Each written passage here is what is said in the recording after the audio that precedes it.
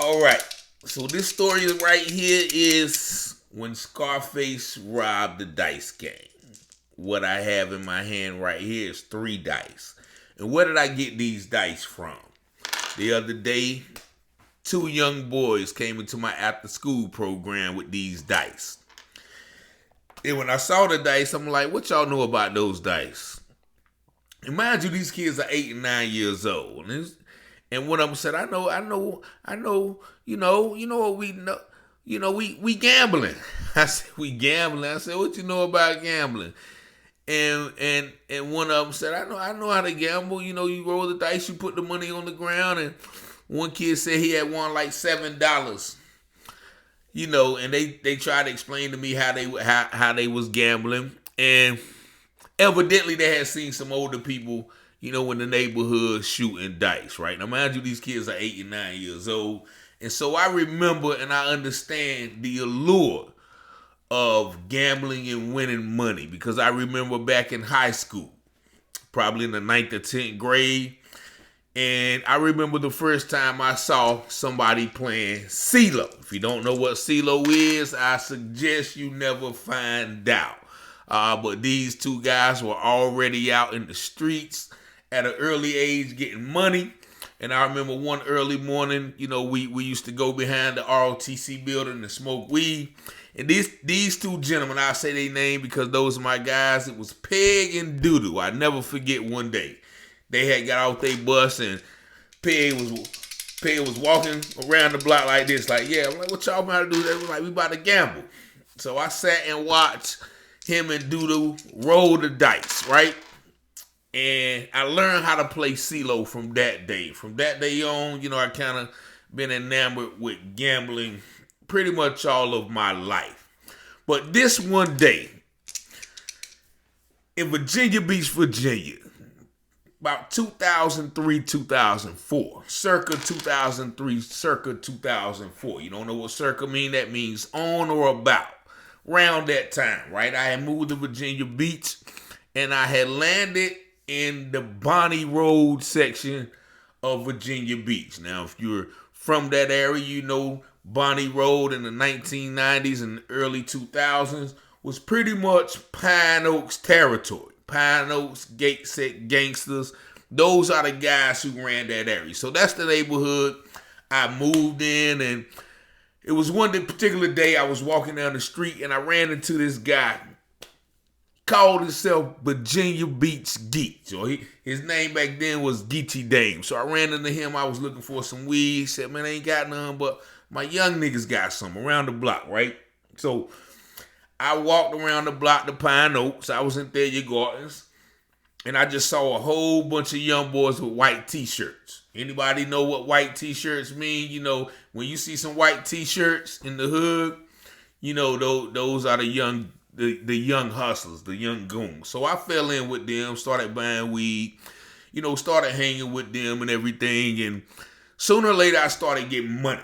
Started doing my thing. If you don't know what doing your thing is, that means you ain't never been in the streets, and I advise you not to never get into the street life. So me and these guys started hanging out. They were a little bit younger than me, but they was getting money in their own right too. So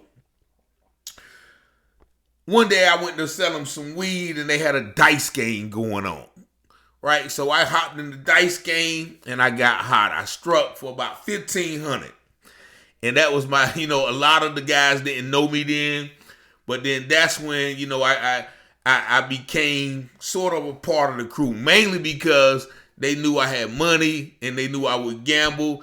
And I had won $1,500. So anytime you lose money gambling, you want your money back. So every day for about, probably like a year straight, the guys would call, shoot something. Shoot something. You know what that meant? Shoot something. So I would host the dice games at my house. Sometimes we would go to my homeboy Fred's house. Sometimes we'd be on the street. Sometimes we'd go to Spit house. Every day we was gambling, right? So this one particular day, I'm at the house, right? The call come in, shoot something. Where you at, man? We about to come to the crib, shoot something. Yeah, bring it, man. Bring it on. So this particular day, it was fish, Gucci, shout out to Gucci. Fish was like the young OG. He had his thing together. It was Boss Black. Boss Black was a hustler. Akbar was there. Spit was there. And that was it. It was like four guys. So they piled on into the crib, 4109 Wells Drive.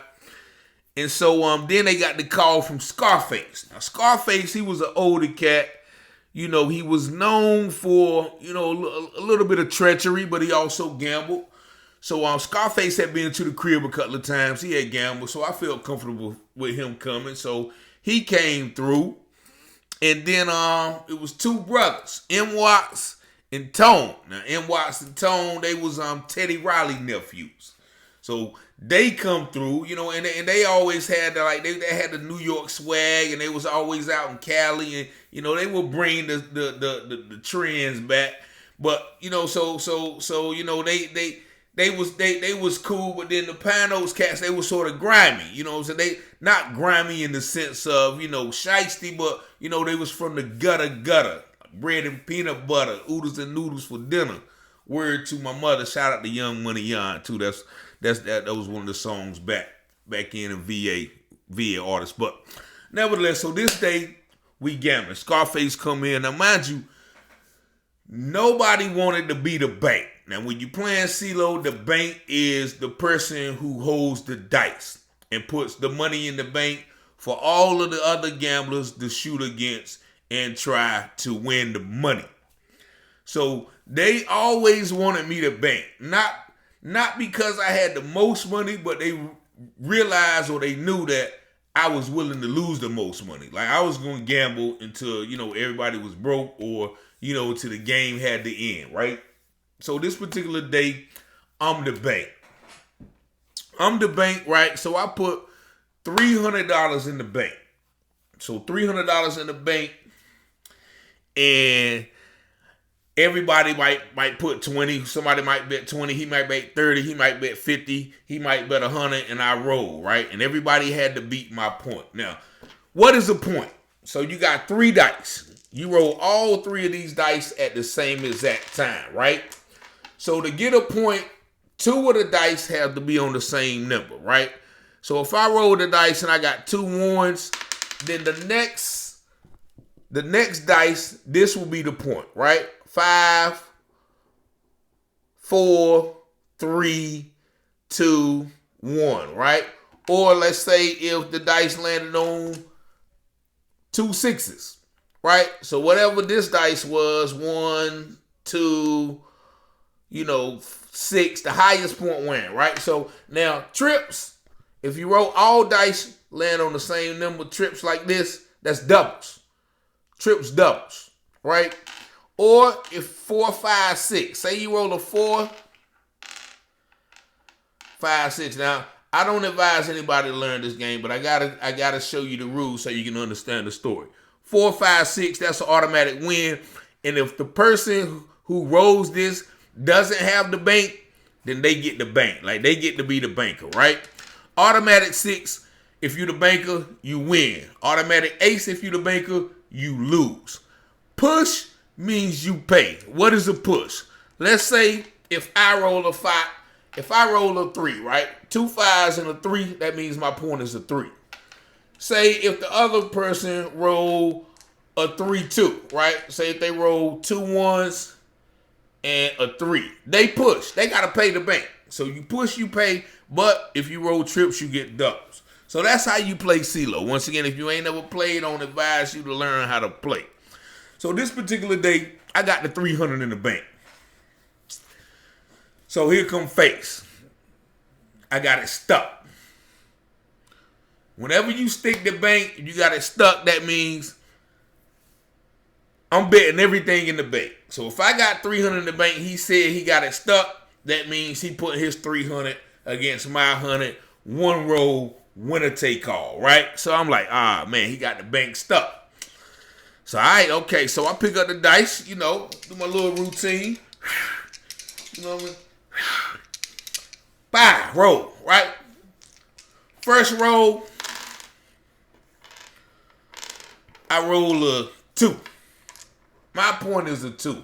Now, mind you, 2 is the next lowest point. Because if I'd have rolled an ace, I'd have lost. He'd have got the $300. He wouldn't have had to roll. But I got a 2, the next lowest point. So I'm like, okay, there go my $300, right? I'm like, okay. So Scarface get the roll. He rolls something. He don't point, right? So now say don't point means say if you roll something like this, 1, 4, 6, right? Nothing matches. So you don't point, or 1, 5, 6. Nothing matches. So he rolls about 3 or 4 times. He rolls again. I look on the dice. It's a 2, 2, 1. That means he aced out. He lost. So now I'm scooping up the 300. I'm scooping up, you know what I'm saying? I put that with my 300. Now I got 600 in the bank.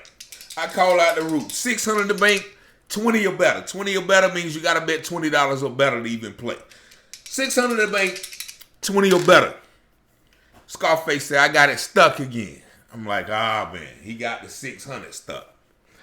I'm like, okay, well, I won 3, you know what I'm saying? So if I crap out or something, if I ace out, I only lost 300, but I still, it's pressure. He got the whole 600 stuck. Boom, so roll again. I roll a 3. My point is a 3, right?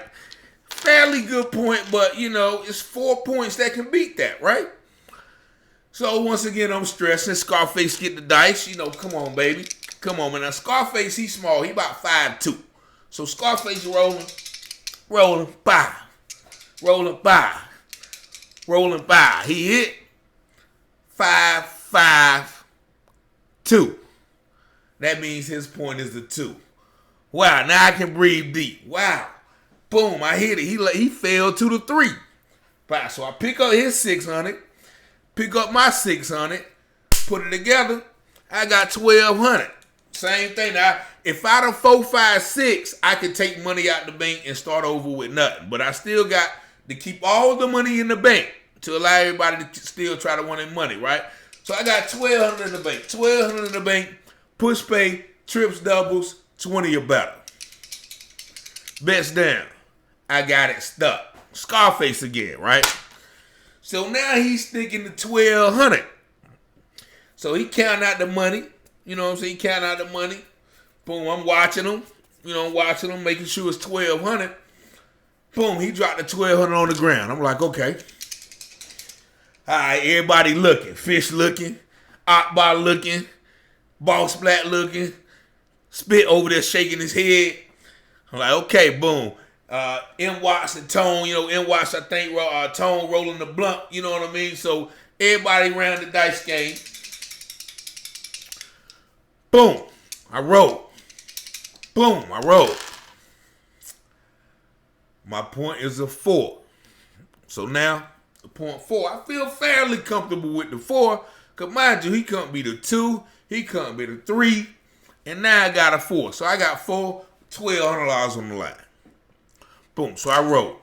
So Scarface get the money. He get the dice. Do his little routine. Blow on the dice. Pop. 6, 6, 3. He lose again.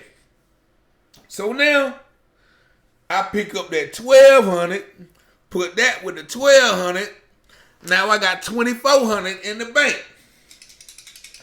24, I call out my rules. 2,400 in the bank. Push pay, trips, doubles, 20 or better. Here we go again. I got it stuck. And so I'm like, okay, now it's 2,400. So he's saying he's sticking 2,400. So he pulled out some more money. But I'm looking at the money and I'm like, nah, that ain't 2,400. That ain't 2,400. He was like, yeah, man, I got it stuck. Whatever it is, better. Whatever it is, better. I'm like, nah, you got to count that out, because what he trying to do is check my temperature. Like, okay, am I going to just roll and without knowing what's in the bank? What the bet is, right? And I said, nah, you got to count that out. So he pick up the money, go to counting it out. His 20s, 10s. And, now he getting low. I can tell that's his last. He down to his last. He count out the money. It's about $650. So boom, we betting that, right? So okay. This is what, the $650? All right, come on, baby. I do my little routine, blow. 5. I roll 4, 4, 5. Now 5, that's the next highest point, right? But they say that's the easiest point to beat. But I felt pretty comfortable with the 5. So now, Scarface, he down like you really know. He rubbing the dice. He blowing on the dice. He roll the dice. Bow. 5, 5, 4. Boom. He lose again. So I scoop up the $650. Mind you, I started with $300. So now I got about close to $3,000 in about 5 or 6 minutes. That's how fast it lasted. 5 or 6 minutes, this man lost $3,000, right? So now everybody looking like, what he gonna do? Because unbeknownst to me, now mind you, I'm kind of new in the circle. Unbeknownst to me, Scarface was, known as a robber too. So basically, he looked around. He was like, "All right, man, I'll be back. I'll be back." And I was like, "Okay." He's like, "Y'all gonna be here?" I said, "Yeah, we gonna be here, man." He said, "All right, man, for real, Rick, don't go nowhere." And I should have known when he called my name like that. Rick, he ain't know me that well enough to be calling my name, right? He's like, "Yo, for real, Rick, don't go nowhere." I said, "Yeah, we gonna be here. We gonna be here." So at the same time he leaving out, one of my homegirls coming in. Her name was Tia, right? Her name was Tia. She used to come and get high.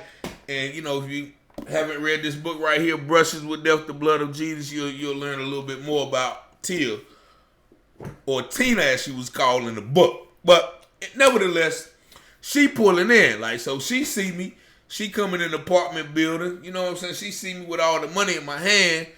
And she, her eyes instantly light up. "Why don't you give me some of that money?" You know how that go. Okay, whatever. We'll talk about that later. So now everybody rolling up. Shorty sitting on the arm of the chair right beside me, trying to get a little cozier. M. Watson, they're still rolling the blunt. I think they bagging up some weed or something. Everybody doing their own particular thing, right? And so here go Fish out the blue. Now, once again, shout out to Fish Gucci, man, because he was like the young OG, man. I think this time he about 18, though. He say, serious as don't know what, though. But he said it with like a smile. He was like, he gonna rob us when he come back. Say, he coming back and he gonna rob us. And so I'm like, and his spit right beside it. Yeah, he gonna rob us. He gonna rob us. Now, mind you, think of the mindset, like we literally sitting there talking about the man gonna rob us when he come back. So, right, so I take the precaution because I realize, okay, look, I done won $2,700.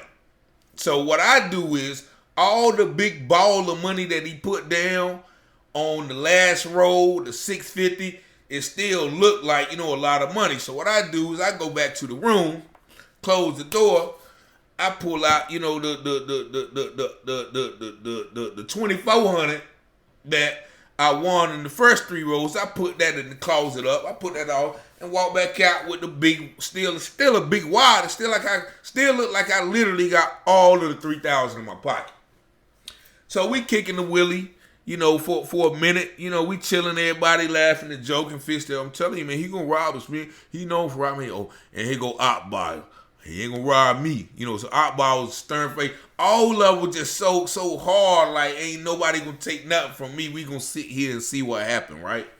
So then the girl come get her little weed or, whatever I was selling at the time. She come get her stuff. I walk outside, we start calling, you can come back later, when everybody gone. All right. So boom. She get to the car, I walk back in, we still talking, drinking a little bit. So then boom, it's a knock on the door. Dum, dum, dum, dum, dum. So I go to the door, I peep out the peephole, and his face it's a little short face. Face, once again, he about 5'2". But right behind him, I see this big, and I can say it because I'm black, this big, black, dark dude. Dark dude with dreads and, eyes big, right? So my whole intuition is telling me it's a fiend, but also my intuition is telling me don't open the door, right? But when you in the game, you're not always thinking. I'm thinking, okay, and literally in the back of my mind, I'm hearing Fish say he gonna rob us. So he come back with this big, spaced out looking fiend, and I still open the door, right? So I open the door, Face walk in, he walked past me. I got the couch right there, so he had to walk around the couch, get back to the area where we shooting dice. I close the door. I look at the big dude. I really don't pay him no mind because really, my whole thing is Face just lost $3,000. He went to get some more money. We gonna, whatever he got, I'm on the road. It's my lucky day. So now I close the door, and once again, not noticing that the big dude, he don't come around the couch. He's steady standing by the door. He don't move. Like, soon as the door closed, literally his back, it might as well have been on the door like this. Like, you know what I'm saying? Ain't nobody moving, right? So, everybody's stirring Face, watching him. And the two other times he had came to the crib, I had seen a little 22 in his back pocket. Little 22 is so small, like ain't nobody sweating that little 22. Like I said, he was only 5'2", so really I could take him. And mind you, I wasn't that big that at that time anyway, because I was doing a lot of cocaine. So anyway, Face, the dice still land on the same point. Like, because ain't nobody touching the dice still land on the same point that he rolled, right? So now, he's like, y'all ready? I said, yeah, I'm ready. So he comes in and he stoops down and pick up the dice, right? So when he pick up the dice, I don't notice that he got his hand in his pocket because I'm like, I'm pulling out the money again, like, I'm telling them, okay, 600 in the bank, to get this is a new game, so all the rest of the money don't count. This is a whole new game. You done left and came back, right? So he pick up the dice with one hand, throw the dice in the air, bow. So I'm looking at the dice, about ready to pick the dice up, cause I got the bank. And with the other hand, he pulled out the little 22. Don't move. Don't move, right? So he got the gun on me. On me only, right? And so I'm looking at the dude standing by the door. He got his hand in the pocket. In retrospect, he ain't got no gun, because if he had a gun, he'd have pulled it out. He ain't taking no chances on one of us, getting a draw on him. He gonna have his gun out too. It's already a robbery, so it ain't no use of saying what you ain't got. Hindsight is 20/20. So Face got the gun on me. Come on, give it up, Rick. Give it up. And so mind you, I ain't willing to die for no money. I don't care who it is, right? So I reach in the pocket and I pull all the money out that still look like the whole 3,000, but it's not. It's only that 650. So I pull that money out and just drop it on the floor. You got it, man. You got it. So he picking up the money, still with still with the gun trained on me. Big dude still ain't left from by the door. Fish sitting on the couch like this. Boss sitting on the couch like this. Boss Black sitting on the couch like this. Spit sitting on the couch like this. Spit waiting. So NY and Tone, they standing up, right? So Tone causing the scene like, oh Lord, don't rob us, don't rob us. He throwing weed in the air, Hindsight, he talking about he was trying to distract them. I don't know, what I'm saying? Mind you, I don't know what his motives were. And Watts trying to come and chill, man, calm down, chill, calm. And Watts was always smooth, calm under pressure. So he pick up the money, then be like, yeah, I need the Trey Pound too. I need the Trey Pound, Rick. I know you got the Trey Pound. I'm like, man, I don't got it on me. I don't got it on me. Now, mind you, I used to, because I was a felon. I always used to minimize my chances, right? So I was a felon, so I didn't keep my gun in the apartment. I kept my gun like where we kept the trash cans at in the back, on this little shelf, right? So I'm like, man, I ain't got it, man. I ain't got it. Come on, Rick. I know you got it. I know you got the Trey Pound. I know you got the Trey Pound. And the only reason he knew I had the Trey Pound was in previous dice games we used to talk junk, like, that Trey Pound you got it. You gonna need something bigger than that. You know what I'm saying? And it was joking, but those words eventually came to fruition in a few situations when things started to get, kind of hectic between, all the friends who grew up. Nevertheless, they would always talk about my gun and, how my gun won't bigger than their gun. So he knew I had a gun. So I'm like, yo, man, they ain't got it. So then he proceeds to go around the room. Nah, give it up. You know what I'm saying? So Fish, once again, he like me. We know we gonna get some more money. So Fish like, man, go ahead, Face, man. Still, nah, man, I need it. So Fish dropped his, I forgot he might have had $1,000 or $2. You know what I'm saying? So then he get the op bar. Op bar looking at him like, I ain't giving you nothing. Come on, man. I'm like, come on, man, give him the money, but let him go. So op bar still steady face. So probably it seemed like 10 minutes, but probably like about 45 seconds. Op bar reached in the pocket, threw him about $500. He got the spit, spit, reluctantly gave him about $900, and Boss Black, he got the Boss Black. But Boss Black made the game about $700-800. Then so he don't hit Tone and Watts, cause he feel like he done got all his money back. So he just really trying to get out the door before something happened. Now mind you, any other day, Gunman and Ghost. Shout out to Gunman and Ghost. Now those are the only members of the boys that was, that would carry guns religiously. Like wherever they go, they got their strap on them. Any other time, they would have been right there. They won't there. So don't nobody got no strap on them. And Scarface eased out the door with his homeboy. His homeboy, he itching anyway. Like they done got, I don't know what he probably promised him. He probably won't nothing but, some get out. Nevertheless, so Face walk out the door. But when he walk out there, he come back in like, if y'all got a problem with it, we can settle it right now. Like, come on, man, ain't nobody got no gun. Like, go ahead, you got the money, right? So he walk out getting the money. Now everybody's scrambling. Now everybody's scrambling.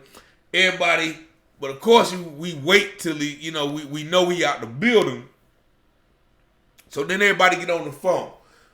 Where you at, Gunman? Where you at? Come in, this nigga just robbed us. What? So now everybody come. Gunman come. Ghost come.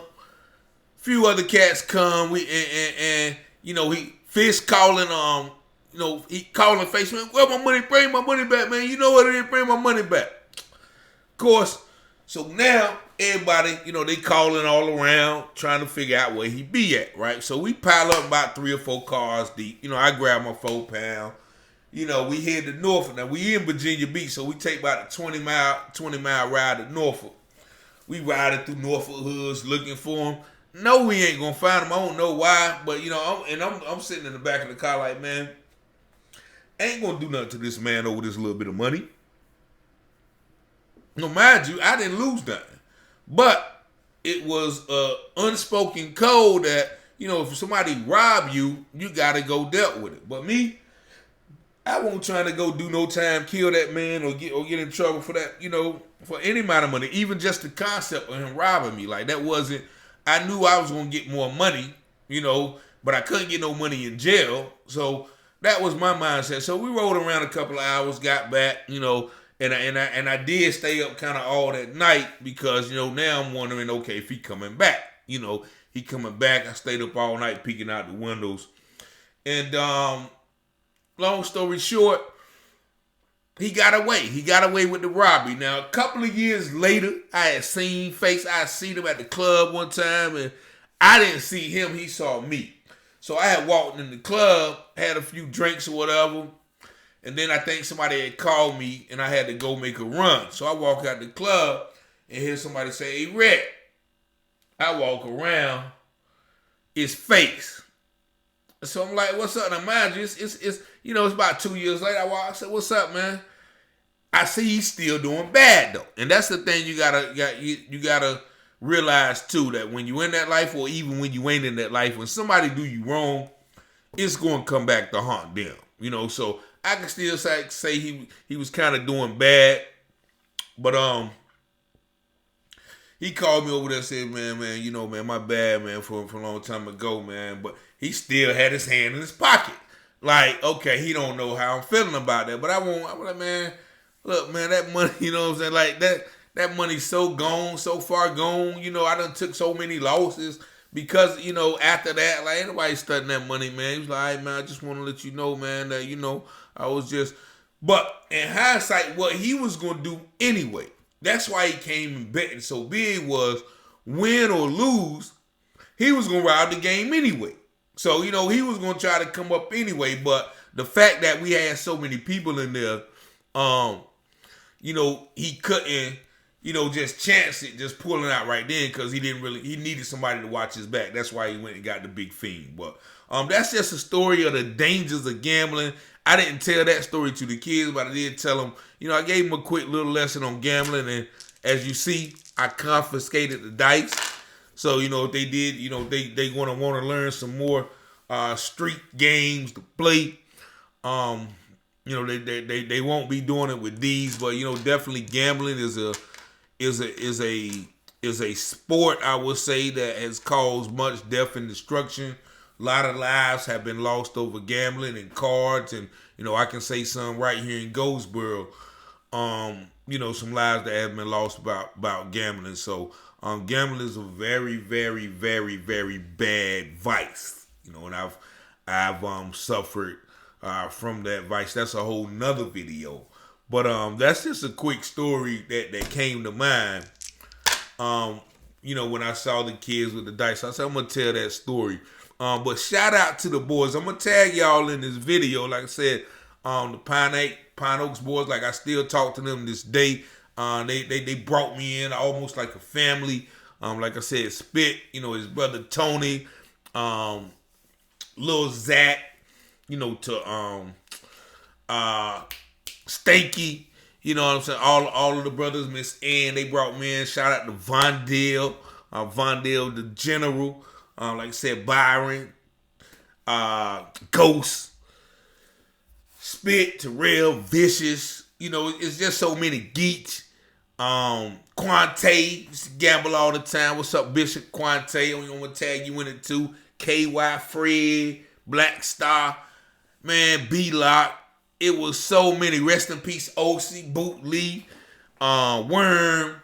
Man, and all those names, I know y'all don't know the names, but man, those were the guys right there. I mean, a lot of them, some of them are deceased, but then, a lot of them are still doing their things. Gunman is one of my motivational workout. If you ever see him, Cyborg One Man Army. Victor Wisely is his name on Facebook, man. Check him out. Like, he a beast in the workout room, man. But there was so many good guys in relationships that I met and learned so much from. Even though, we were living a life that, was sort of counterproductive, that we, some of us went to jail, some of us got shot, some of us, just perished or whatever the case may be. But, a lot of those bomb white boy Jew, what I'm saying? Just so many names. If I ain't call your name, man, it's just so many of the guys, man, that, still influential to this day. And once again, many of them are in this book right here, Brushes with Death. My first book. If you want it, you can go to Amazon, or you can call me direct, 919-587-7782. Free shipping, all that good stuff. But yeah, man, I just wanted to tell that story, because that's one of those stories that, you never forget. Scarface robbed the dice game. So if you ever want to get in that life and you want to do things like that, rest assured that you're probably going to be faced with some of those situations like this. So you definitely want to be careful when you try to get in that life. But yeah, peace and blessings, man. Just a little break from the monotony of all the political stuff I talk about, man. I just decided to break the ice today because some of that stuff gets a little